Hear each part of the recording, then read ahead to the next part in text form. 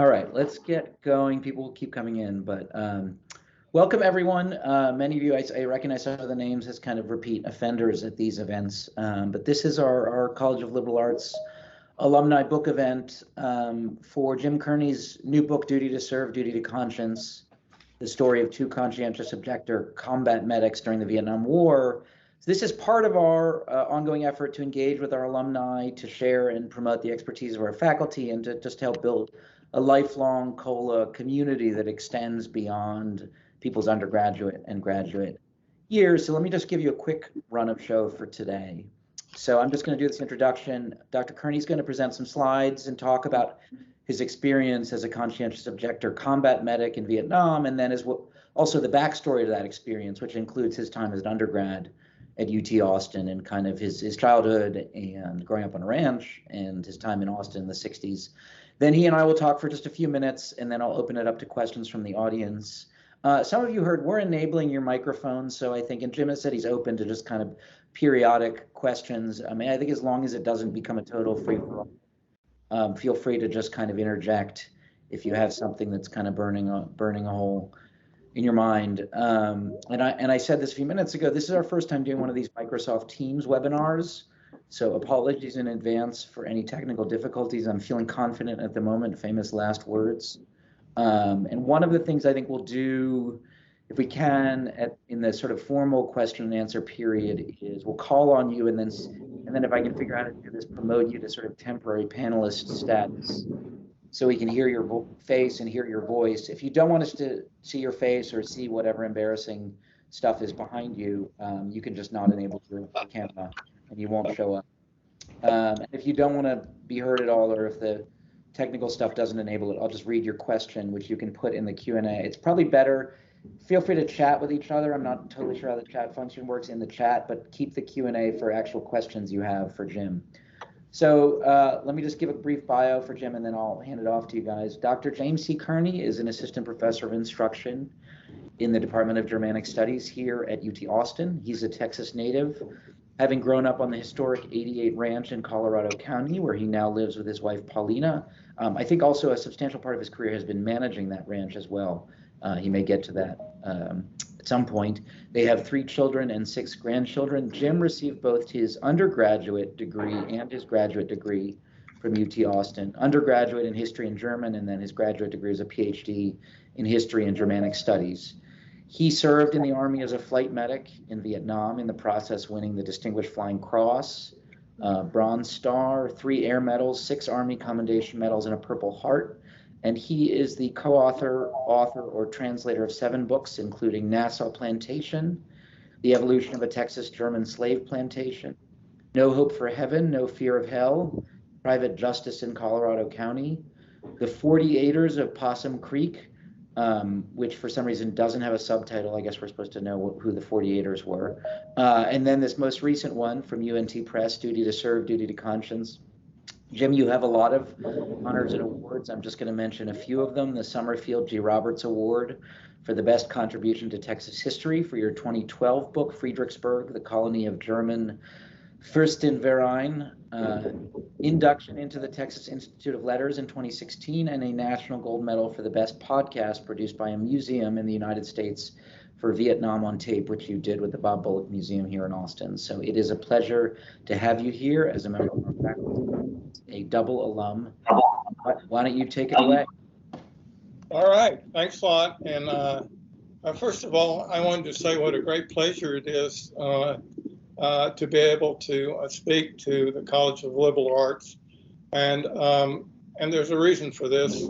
I've extracted from our prologue, our final word, we call it in the book. It is a homage to the humanistic tradition, and it was that tradition. I think maybe everybody needs to mute. Sorry, Jim. I think, or maybe we can do that in one fell swoop. That was the glitch in my everybody can talk plan. Everybody should mute until they want to talk, so that your ambient noise isn't disrupting Jim. There we go. Try again. Sorry. We feel like this tradition is the one that gave us the tools to think critically, the conscience to act compassionately, and the determination to take a stand for the better instincts of humankind. And I'll get into that more later. It is this tradition which made us more political and ethical in our conscientious objection rather than religious. I also add a short extract from a poem by my co-author, Bill Clamuro. The book, by the way, is a blending of our personal narratives, Bill's poetry, because he is a recognized and published poet, and also thought essays about the unique status of our classification. But this book is also a celebration of our very extraordinary friendship that began in basic training, was cemented when Bill administered first aid to me when I was wounded, and has continued for over 50 years. So it's really a pleasure and a privilege to be able to speak to the College of Liberal Arts. I want everybody to think back to what Texas and the University of Texas was like 50 years ago, if you can remember or if you've heard. Austin and the University of Texas became ground zero for an extraordinary cultural efflorescence that embraced all the genres, from literature to music to poetry. And it's perhaps one of the great purveyors of this was the Rag, Austin's iconic underground newspaper, one of the foremost actually important underground newspapers in the United States. The picture is of my girlfriend at the time at one of the iconic events of the period. Jim, can I interrupt for a sec? I don't think people are seeing your slides. You might have to go through that process again. They're not seeing my slides? I don't think so. Okay. So sorry, I think it was up and then, I don't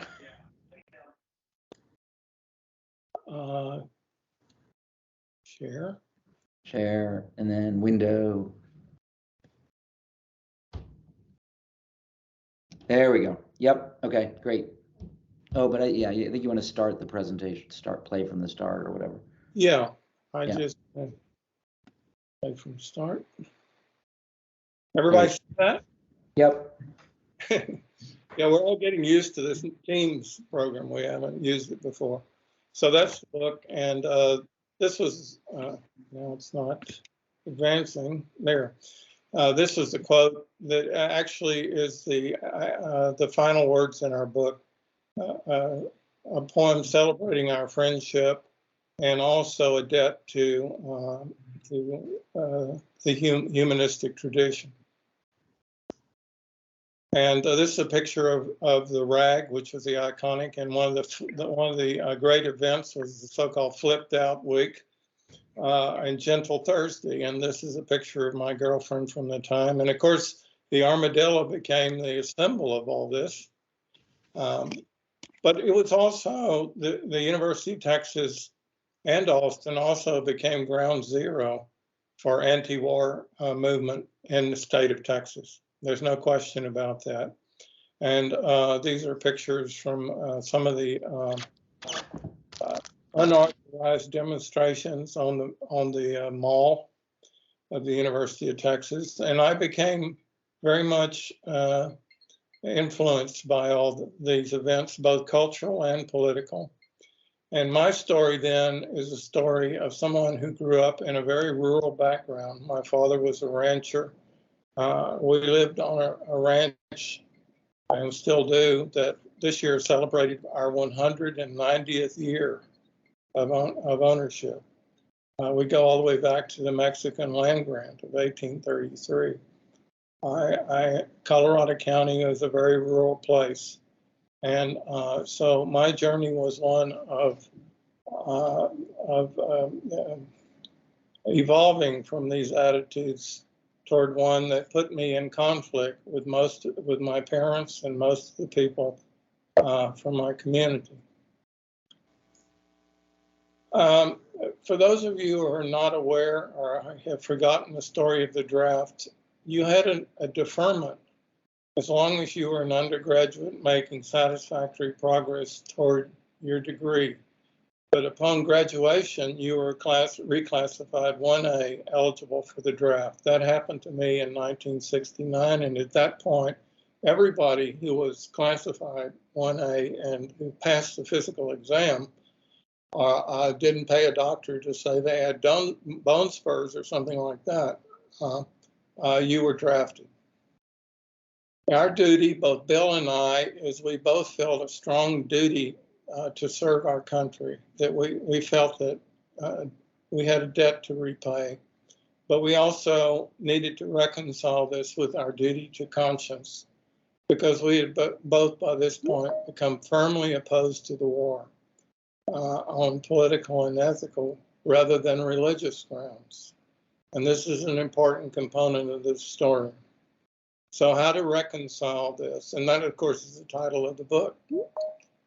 We found a solution in a special classification in the draft system called 1AO, which was originally designed for 1AO for Seventh-day Adventists, that we think that this was the case. It was a provision of the 1940 Selective Service Act. It allowed for service in the Army as a non-combatant. It's designed with Seventh-day Adventists in mind. You might have seen the movie Hacksaw Ridge. Desmond Doss is a poster child for World War II, and he was a Seventh-day Adventist. But it had to be by way of religious belief and upbringing until certain Supreme Court decisions undermined this provision. And this is an important part of our story. It opened the door for a new breed of objector, more political than religious in their opposition to the war, and Bill and I both fit that. So we were a minority within a minority. So we both applied and were granted this status by our local draft boards.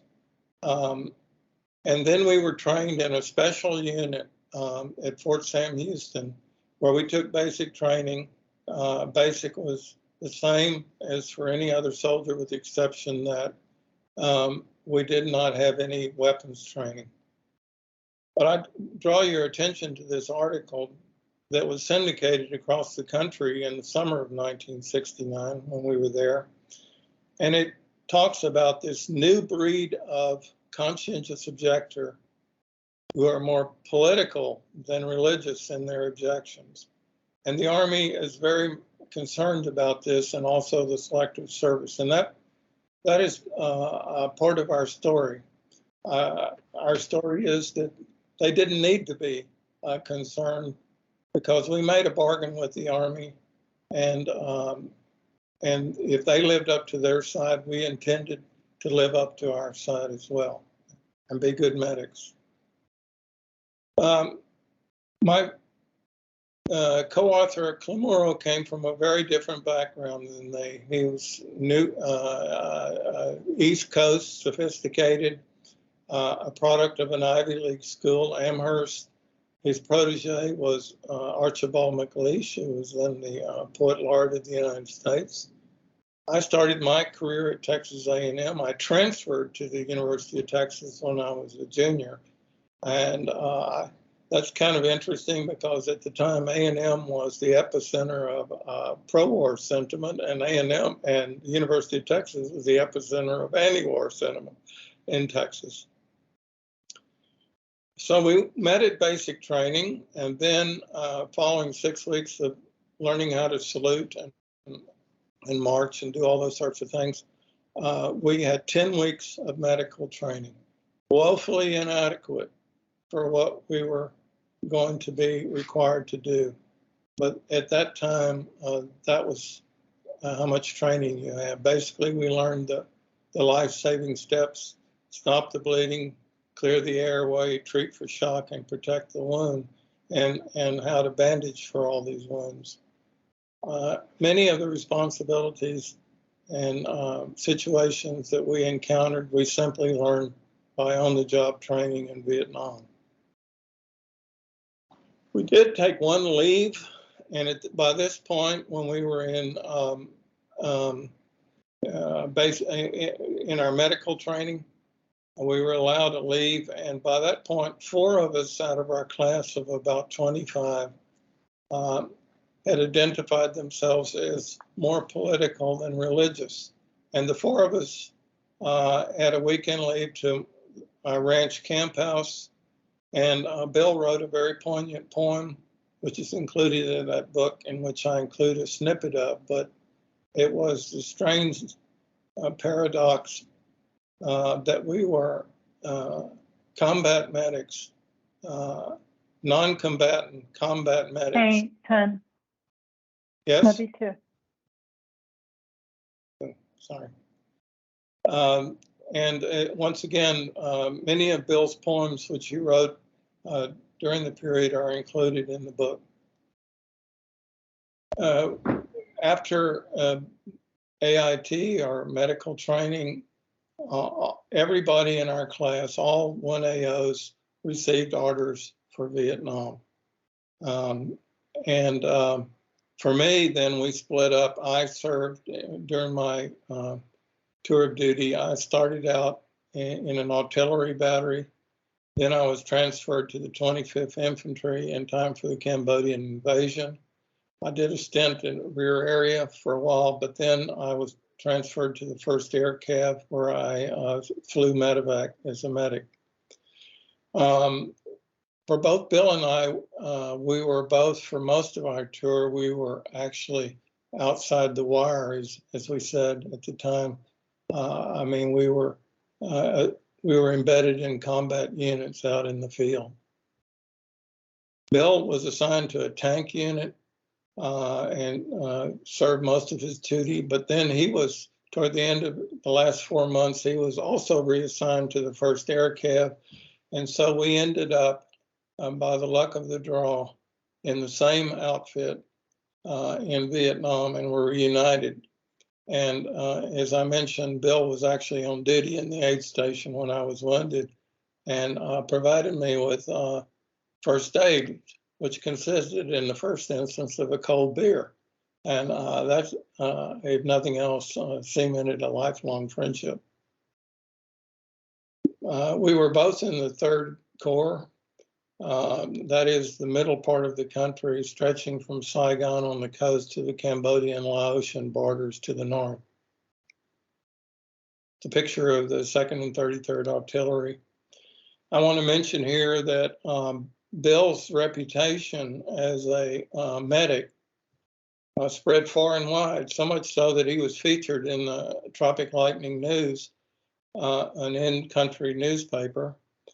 Because he looked like Groucho Marx, and he could impersonate Marx, and he always treated his patients with a dose of humor, as well as medical, but he was an extremely good medic, and and he was an example of the fact that even though the Army was very paranoid about us because they knew and identified us as political, we did a good job, and we're very conscientious as medics as well.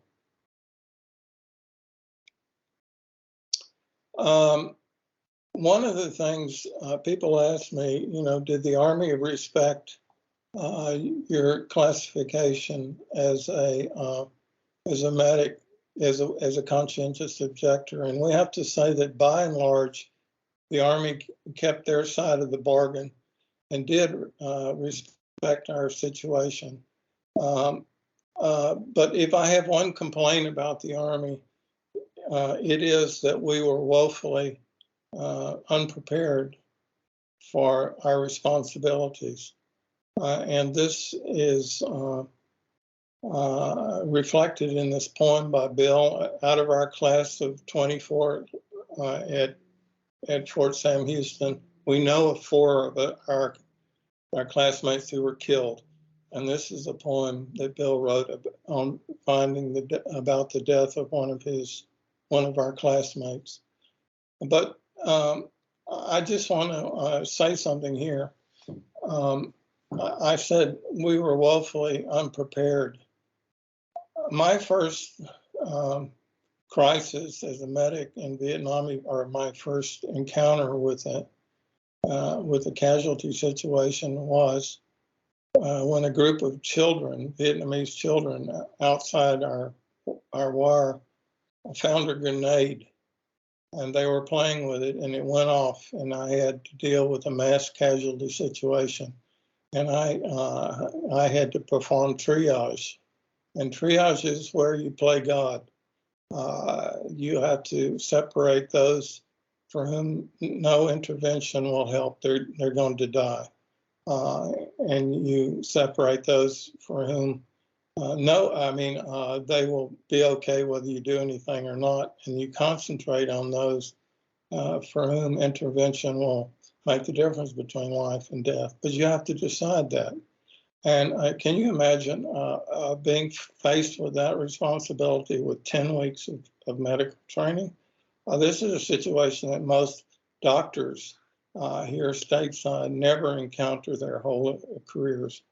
And, we were under that kind of pressure, and we have to live with the consequences of having been put in this situation. And a lot of medics, whether they were 1AOs or not, could not stand the pressure, and they cracked up. Then in May of 1970, all of a sudden, as a consequence of Nixon and Kissinger's policy, they launched an invasion of Cambodia. And with 1 day's notice, I was involved in this invasion, and I served as a convoy medic with the 2nd and 27th Wolfhounds in the 25th Infantry Division. This was the scariest time for me in Vietnam. I lived in a truck. I had one change of clothes for a month. We were accompanying these convoys in and out of Cambodia, and it was a shooting gallery every day.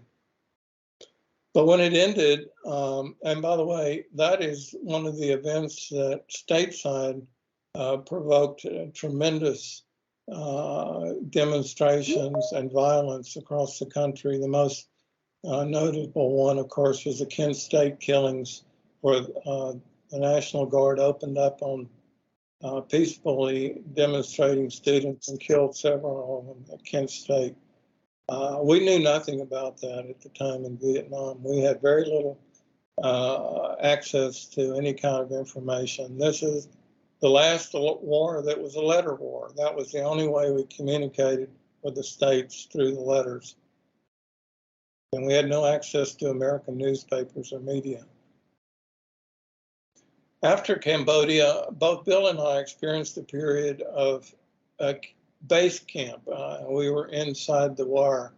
And actually, most people who went to Vietnam spent their whole tour of duty inside these very large rear area camps that were logistic and repair and training facilities. It was a very boring existence, and it was in these rear areas that there was a lot of dissent and a lot of problem between the draftees and the lifers, or the regular Army people. A lot of abuse and abuse of drugs. There was also signs of insurrection that broke out in these camps. And these are pictures I took of some examples of this that went so far as fragging, or the killing of officers by their men. Now, the Army, I have a whole story of this that I can't get into because I don't have time here, but the Army was very suspicious of me and was keeping a secret file on me. And that is my intersection with this whole program called COINTELPRO, the secret FBI secret war on political freedom that included grave abuses, constitutional abuses, including maybe even assassinations. That's disputed, but My life intersected. I was arrested by the MPs on the suspicion of having been involved in all this. I was not in any way involved in it, and eventually the Army accepted that. But it was very telling to me because it was my window into this whole paranoia on the part of all the security agencies about anti-war demonstrations. One last thing, both Bill and I were stationed at Cu-Chi, and this is very telling because Cu-Chi, so I'm told, is the #1 tourist attraction in what was then South Vietnam today. There was a whole city, tunnel city, underneath the American base at Cu-Chi, which we never discovered. And to me, that is the most telling symbol of the disconnect between the rhetoric about the war and the reality of the war existed. We launched the invasion against Cambodia to destroy the command and control, but it was all the time it was under us at Cu-Chi. My final assignment, and also Bill, was with the 1st Air Cav stationed out of Phuc Vinh. And I volunteered for medevac at this point because I didn't want to take the risk that I would be assigned to an infantry unit out in the field. I'd had my share of living in the mud and being out in the field, and at least I would have a roof over my head and 3 square meals to meet. And by this point, I was a veteran. And I have to explain to you what an important concept that is. For all people in all wars, once you become a veteran, if you live long enough, survive long enough to become a veteran, your chances of survival go up astronomically. You learn the ropes. And for me, at this point, I was a veteran medic. And the medevac only accepted veterans, only accepted people who were proven, whether they're pilots or crew chiefs or medics. We were the best of the best, and we were all volunteer because our job was very dangerous. So that's a picture of me standing next to the helicopter and Bill next to the aid station, both at Phuc Vinh. And you can see there very well how Bill resembles Groucho Marx. And I might say here, he's got a smile on his face. He was always quick with the joke, with humor, with making word plays. And his outward persona, however, contrasts incredibly with his poems from the period, which are dark and meditating, they're like deep meditations about the eternal themes of life set in the context of war. Just a few pictures from the helicopter I took. That's our headquarters out of Phuc Vinh. We flew with the doors open. There we're picking up, in the other picture, ambulatory patients, waiting for a mission, a little humor on the Hell's Ugly, on the nose of the bird. Choppers coming in out next to the Cambodian border. The countryside, the rice paddies below, it's beautiful. Nui Ba Din, this strange feature in the middle of I-Corps 3. It's very flat, but all of a sudden a mountain rises out of nowhere called Nui Ba Din, and everybody who was in that area of Vietnam knows all about that. Now, like I say, I was nearing the end of my tour of duty. I had less than a week left in country, and the most dangerous thing we did was a hoist, where we had to hover because we couldn't land and run down a jungle penetrator on the end of a cable and try to hoist the patient up into the helicopter. Needless to say, we're a sitting duck. And there's a whole series of events then that led to us doing a hot hoist trying to rescue a GI who had a sucking chest wound, and we had to get him out or he would die. And as we're trying to hoist him up, we come under intense machine gun fire. And I stopped 3 of those rounds, and my door gunner also was wounded. And but luckily, the durable Huey was able to stay together long enough to get us only 3 kilometers back to the base camp. So that ended my my career. I was surprised the next day in the hospital where I'd been evacuated to at Saigon, the 23rd Surgical Hospital, to be personally awarded the Distinguished Flying Cross by General Putnam, commanding general of the 1st Air Cav. There's a funny story there. I look like a deer that's been caught in the headlights. They had given me morphine, and I was in a complete stupor. And they awoke me and propped me up to pin the medal on me. But I have no memory of it whatsoever. I was completely out of it. So that ended my Vietnam career. And but our story is also one of a post-war reckoning with our experiences. I spent about 5 months in various hospitals. I was severely wounded, but my wounds were not life-threatening, but they did require extensive recuperation. Bill rotated out just a week or so after this event. Now, Bill and I,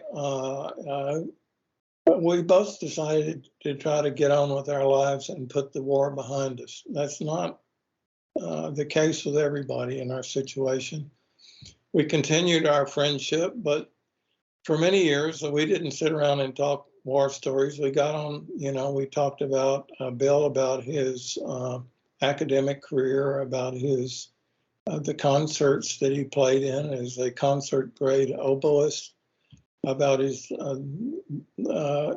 scholarly works that he wrote as a international expert on the golden age of Spanish literature with emphasis on Quevedo, and so forth and so on.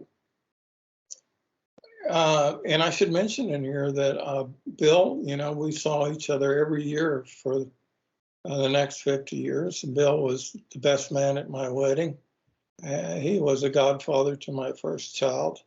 And for my daughter's wedding, we dressed him up in his doctoral robes and bought him a degree down in the Bahamas, and he performed the wedding. So he's been an important part of my life.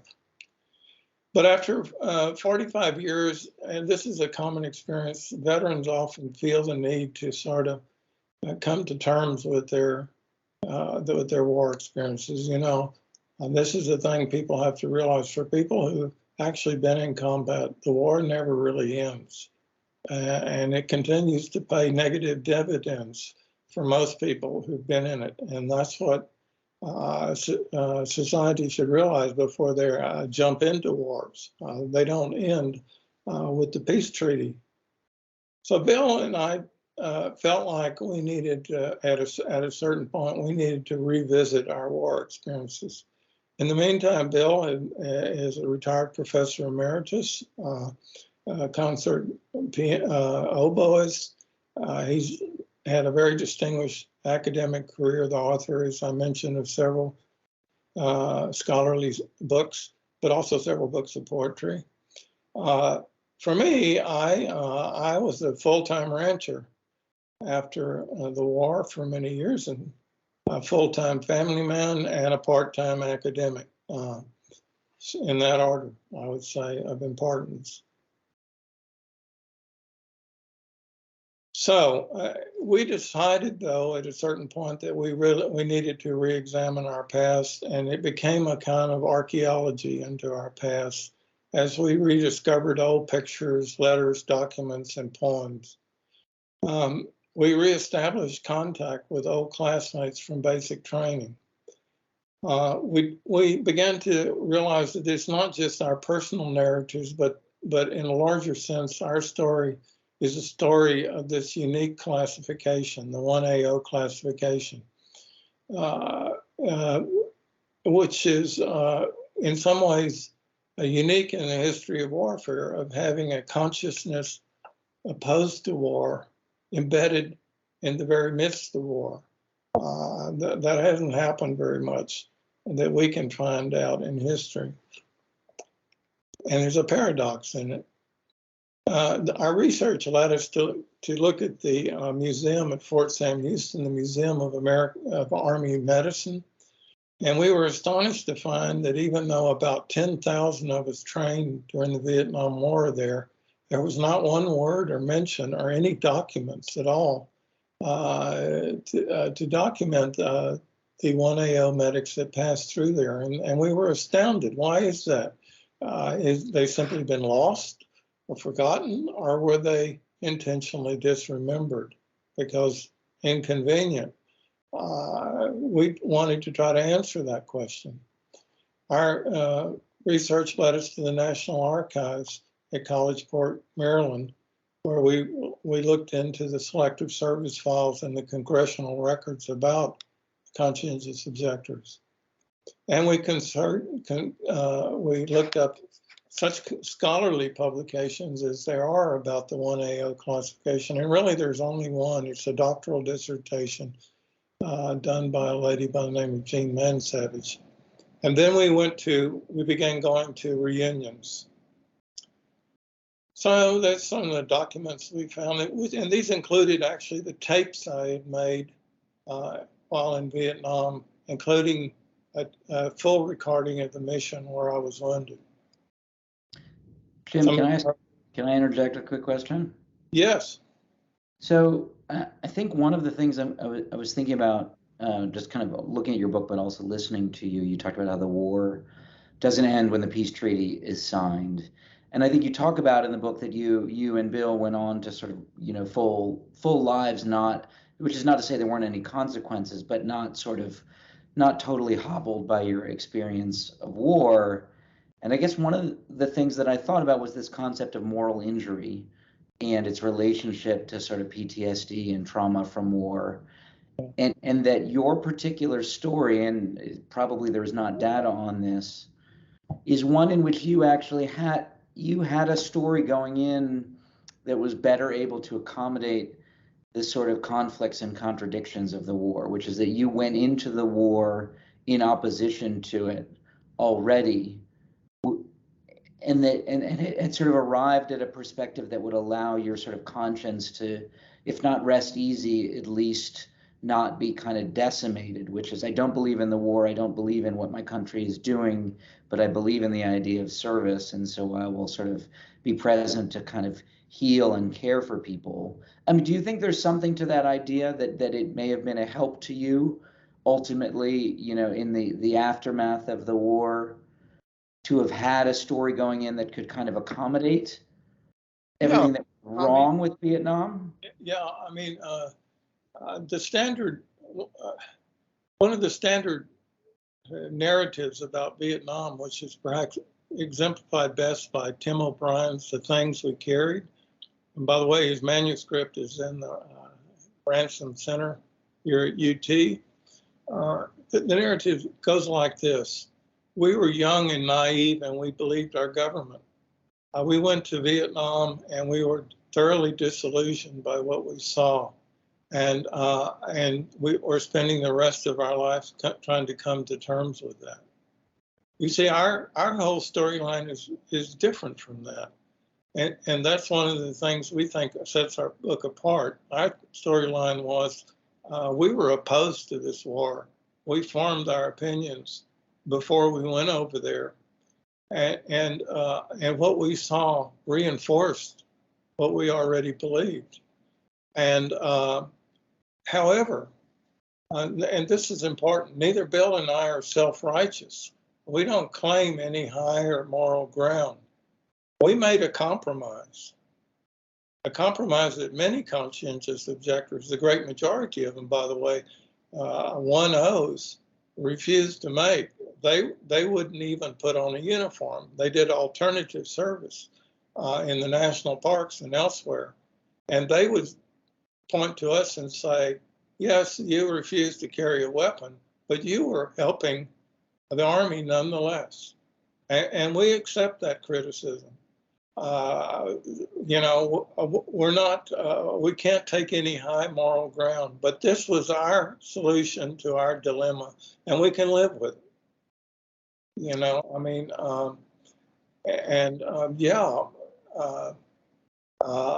we both have to live with a lot of stuff that we saw that human beings shouldn't see. And like I say, the picture of those children, my first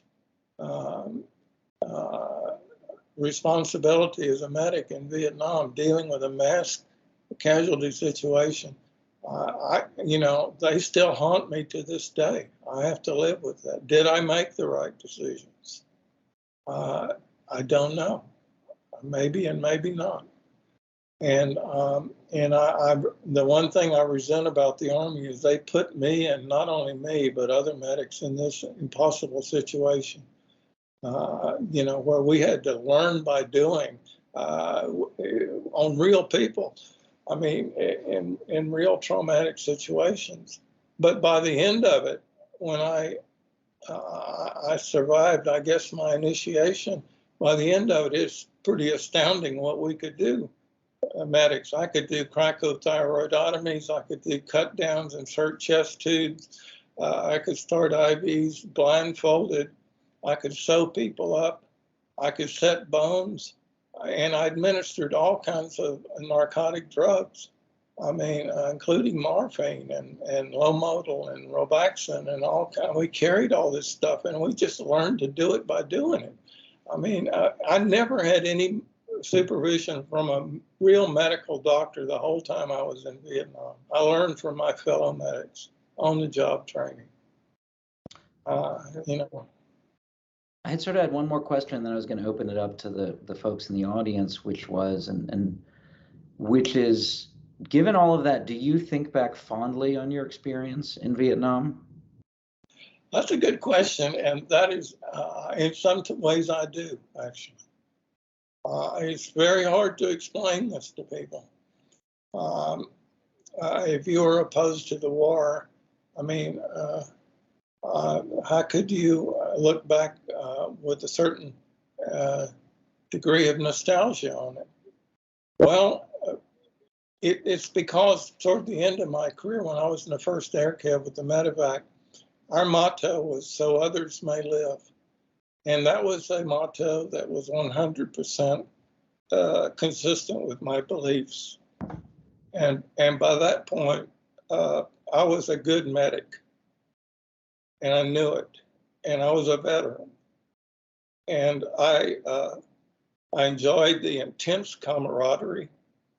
And I was always something of a daredevil. I mean, I have to mention, I enjoyed the adrenaline rushes. We had a word for it. It's called combat assault butterflies. When you know you're going into and you're going to be shot at, it's an amazing experience. It's so intense. You never really experience anything like that in civilian life. And you look back on that with a certain degree of nostalgia.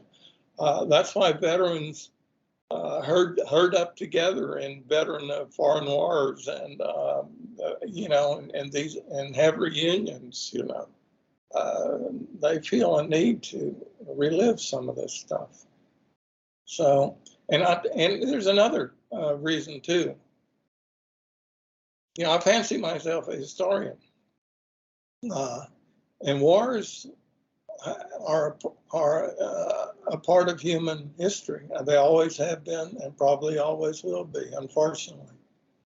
And having actually served in a war, in a combat situation, it gives me insight into all wars at all times, and all soldiers at all times.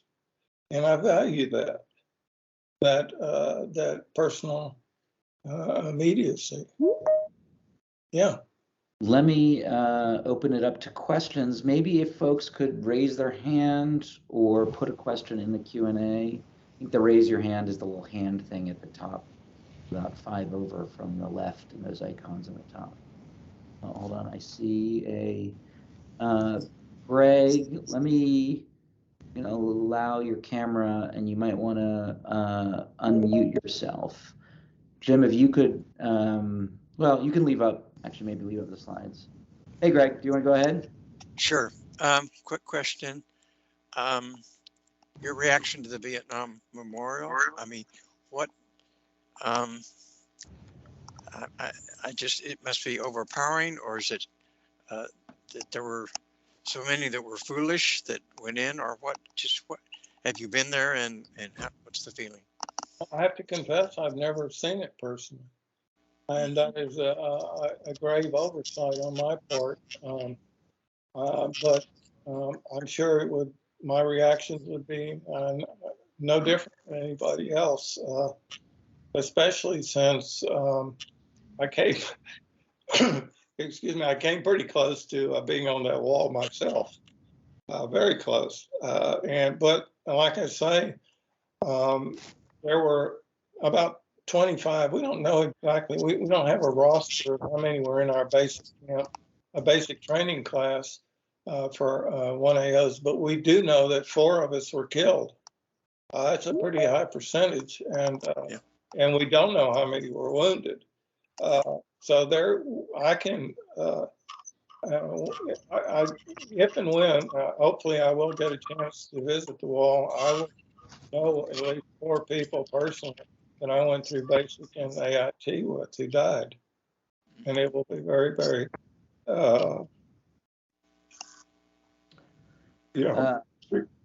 Right. Thank you.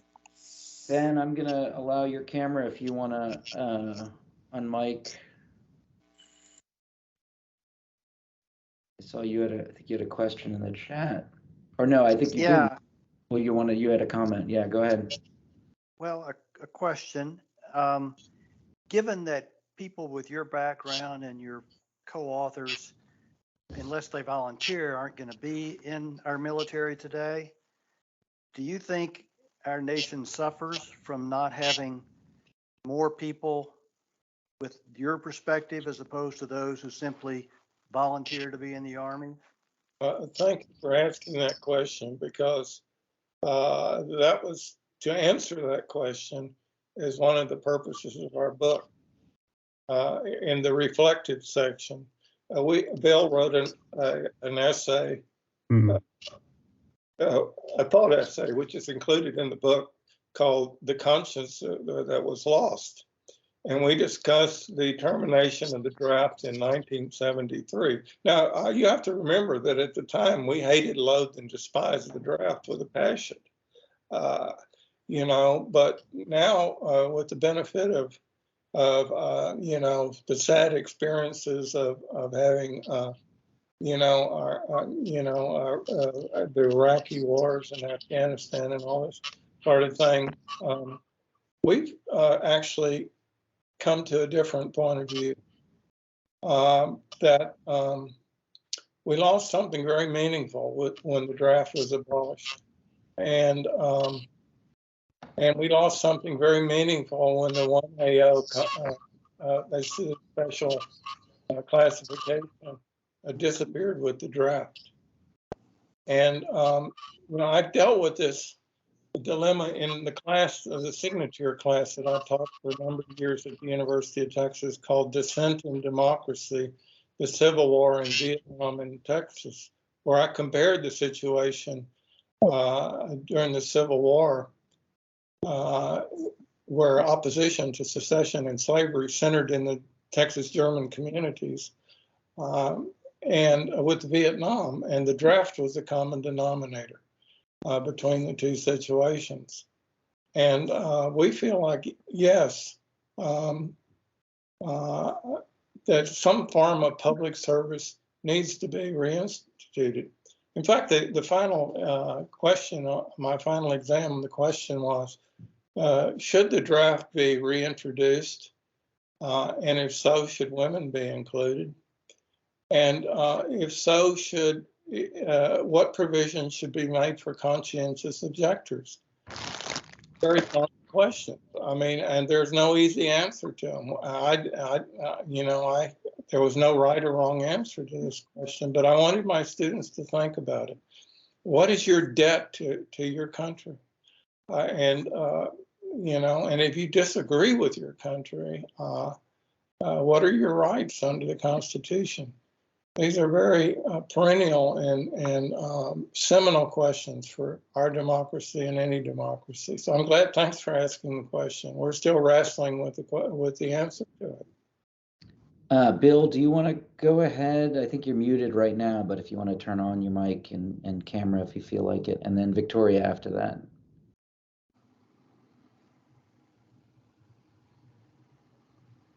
You there, Bill? You have to unmute.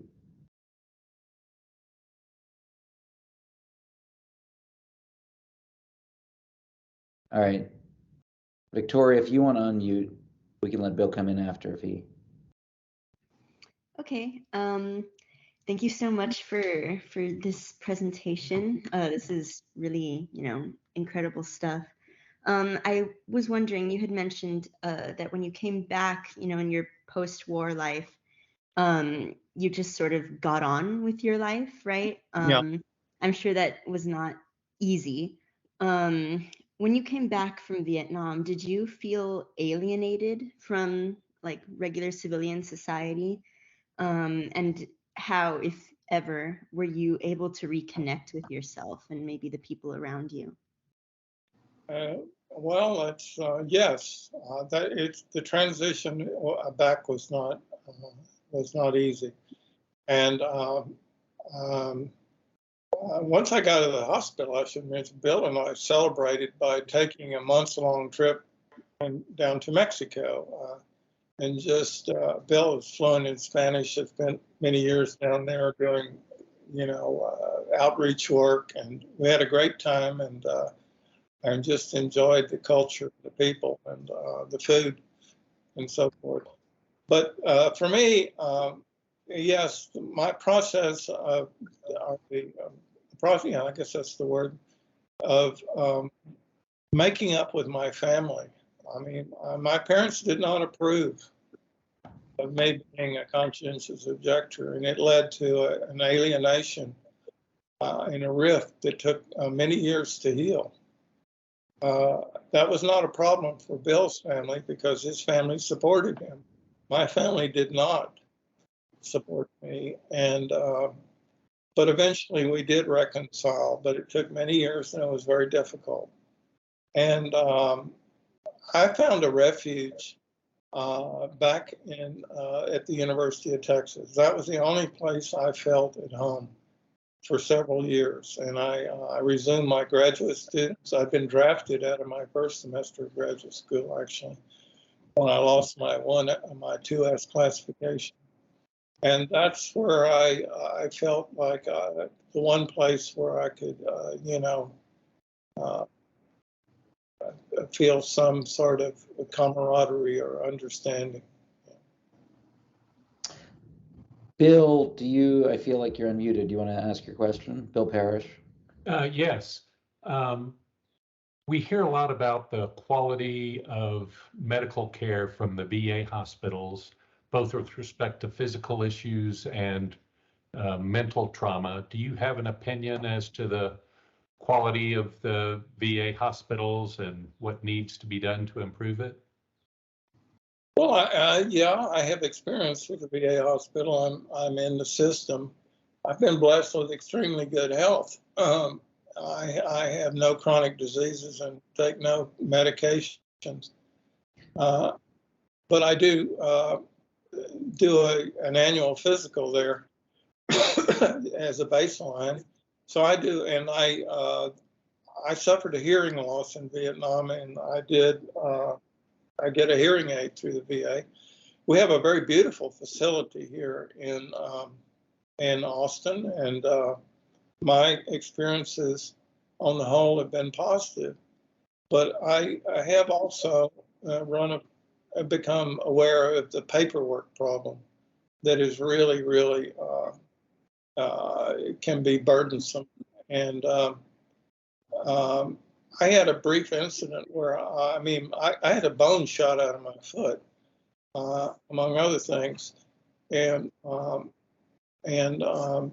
of a sudden, I became lame, and I could barely walk. I was having to walk in with crutches, and then I'm only a step from a wheelchair. So I went to the VA, and they farmed me out to a podiatrist, a civilian podiatrist, and he said, I have no experience with a gunshot wound, so he referred me to somebody else, and the whole thing got lost in paperwork then. I couldn't get an appointment with this guy, and so I was being sent in circles. So that was my one experience with the paperwork problem. I think, though, that the VA is trying to correct these problems, and by and large, for a lot of these veterans, the VA is a godsend. I mean, they would be thrown into. I mean, we don't have a healthcare system in this country. We have a disease system, for profit disease system, and it's just a godsend for them, despite its problems. So, I mean, that's my limited experience with it. So last question, I'm sorry, I can't see the end of your last name, but I see Dr. J. Paul de something. Doc, do you want to hop on with the last question? Thank you. Yeah, de Virville. Yeah, got it. Virville. It's actually Omaha Beach is where in France, but that's a whole other war. Yeah. So I just really want to thank you for this. I have not read the book. I just found I am actually an alum. I had done my PhD at UT. I would really like to meet you. You have brought back so many memories. I have a different process, a different path that I went through back in '67. I was actually at Bowling Green in Ohio, and then I was a foreign student to the University of Copenhagen, where I got involved in the War Tribunal with Bertrand Russell and Jean-Paul Sartre. Oh my goodness! Yeah. We have to meet. Sorry, Bertrand Russell was my inspiration when I was an undergraduate. Yeah, and I have a bunch of papers here that I've been keeping, and I'm going back through my poetry and stuff. So, yeah, I'd love to come up. I live on Canyon Lake. Would love to, have lunch or dinner with you sometime. Have you have these papers, which record this whole tribunal, end of November 1967, where I saw what was going on. And at that point, I still had my student deferment, but I lost it during that time. And then I had to go back and regain it. And it's a long, but I don't need to share all that story with you, but I'm just so happy. You're bringing some healing energy to me. And so I would really, how can we get in touch with each other, or what's the best? Go to the Department of Germanic Studies faculty page, and there's my contact information right here. I'll be teaching this fall. Good. This is a good point to end on. I just put my email address in the chat. It's oppenheimer@utechstudy.edu, and also anyone should feel free to reach out to me, but I can also connect you to Jim.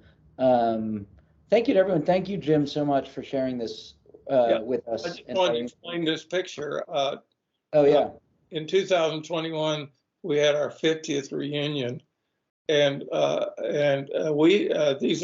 this guy here on the left, he looks like a teenager, is this guy right here next to me, retired now, full colonel, Greg Simpson, who was a commanding officer, and that was 4 of the 5 crewmates who were there, and that we hadn't seen each other in 50 years. It's extraordinary. Yeah. I will thank you again to everyone. Feel free to email me if you have any questions. Jim, thank you for doing this. I think we will, if we'll see, maybe we can record it and share it with people who were not able to make it today. And I hope you get to connect with Dr. J. Paul, and I look forward to whatever your next book is. And thanks for teaching. Thanks for coming back to the college You to bet. share. It's been a great privilege. All right. Well, thank you to you. everyone. Thank you to everyone who's joined us. This is great. We'll do more. I don't have any on the schedule, but they're coming. Yeah. Thank you.